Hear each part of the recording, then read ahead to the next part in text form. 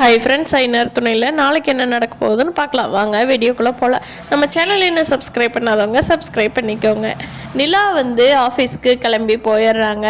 அங்கே ராகவ் கிஃப்ட் கொடுப்பாருன்னு சொல்லி நிலா எதிர்பார்க்கவே இல்லை. சோழன் டியூட்டிக்கு போன சமயத்தில் அந்த ஸ்டேட்டஸ் எடுத்து பார்க்குறாரு ரெஸ்ட் எடுக்கிறப்போ.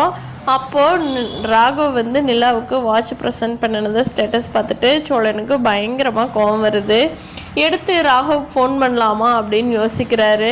சேச்சா, நிலா இப்படி சிரிச்சுக்கிட்டு கிஃப்ட் வாங்கும்போது நம்ம ஃபோன் பண்ணி பேசினோம்னா அது நல்லா இருக்காது.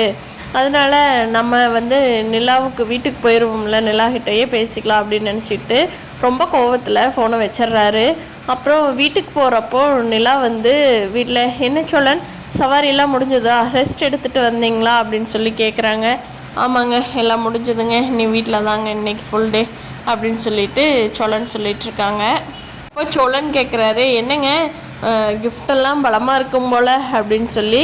அதுக்கு நிலா கேட்குறாங்க, கிஃப்டா என்னது அப்படிங்கிறாங்க. என்னங்க வாட்ச் கிஃப்ட் வந்தது, என்கிட்ட சொல்லக்கூடாதுன்னு நினைக்கிறீங்களா அப்படிங்கிறாங்க. ஓ, அதை சொல்கிறீங்களா, ராகவ் கொடுத்ததை? ஆமாங்க சோழன், இன்றைக்கி ஆஃபீஸில் நான் ப்ரெசன்டேஷன் நல்லா பண்ணணும் இல்லையா, அதுக்கு கொடுத்த கிஃப்ட்டு. ராகவ் யூஷுவலாக எல்லாத்துக்குமே நல்லா பண்ணாங்கன்னா கொடுப்பாராம், அப்படி எனக்கும் கொடுத்தாரு, இந்தாங்க பாருங்கள் அப்படின்னு சொல்லி நிலா எடுத்து கொடுக்குறாங்க. அதை வாங்கி பார்த்த சோழன், பயங்கரமாக இருக்குதுங்க, பெரிய ஆளுங்க கிஃப்ட்டு, உள்ள பேக்கில் பத்திரமா வச்சுருக்கீங்க அப்படியா அப்படிங்கிறாங்க. கிஃப்டில் நல்ல காஸ்ட்லியான கிஃப்ட்டு மோசமான கிஃப்ட்டுங்கிறது எதுவுமே இல்லைங்க, கொடுக்குறவங்களோட மனசு தாங்க அதில் வேல்யூவே அப்படின்னு சொல்லி நிலா அந்த கிஃப்ட்டை கொண்டு போய் ஓரமாக வச்சிடுறாங்க. நிலா அதுக்கு அடுத்த நாளும் சோழன் கொடுத்த வாட்சை தான் கட்டிட்டு போகிறாங்க.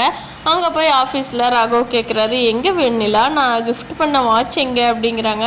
அது வீட்டில் இருக்குது ராகவ், நான் அதை கட்டணுங்கிற அவசியம் இல்லையே, எனக்கு இந்த வாட்ச் ரொம்ப பிடிச்சிருக்கு, கட்டியிருக்கேன் அப்படிங்கிறாங்க. என்ன நிலா, அது நல்லா காஸ்ட்லியான வாட்ச்சு, உங்களோட லுக்குக்கு தகுந்த வாட்ச் அதுதான், இது ரொம்ப சீப் குவாலிட்டியாக காட்டுது, இது நீங்கள் கட்டாதீங்க அப்படிங்கிறாங்க. ராகவ், அதெல்லாம் என்னோட தனிப்பட்ட விருப்பம், நீங்கள் வாட்ச் வாங்கி கொடுத்துட்டீங்கிறக்காக எல்லாமே சொல்லக்கூடாதுன்ட்டு நிலா சொல்லிடுறாங்க. ராகவும் அமைதியாயிடுறாரு.